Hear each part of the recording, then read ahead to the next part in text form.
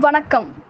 Virudhachalam புறவழிச்சாலையில் Tata AC ஓட்டுநரின் கட்டுப்பாட்டை இழந்து சாலை ஓரத்தில் இருந்த மின்கம்பத்தில் மோதி டாடா ஏசி கவிழ்ந்து விபத்து.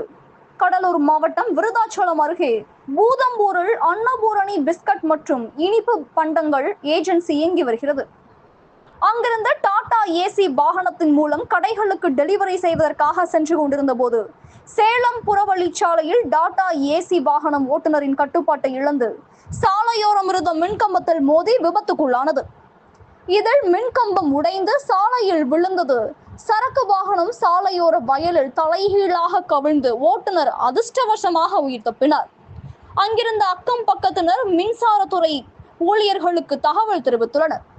தகவல் அறிந்து சம்பவ இடத்திற்கு விரைந்து வந்த மின்சாரத்துறை ஊழியர்கள் விபத்தில் உடைந்த மின்கம்பத்தை அகற்றி புதிய மின்கம்பம் அமைக்கப்பட்டு மின் உயிர்கள் நினைப்பு கொடுக்கப்பட்டன. இதனால் அப்பகுதியில் பரபரப்பு நிலவியது. கனவு தமிழகம் செய்திகளுக்காக கடலூர் மாவட்ட செய்தியாளர் வி மோகன்ராஜ். செய்திகள் வாசிப்பவர் ஸ்னேகா பொன்வாலி. நன்றி.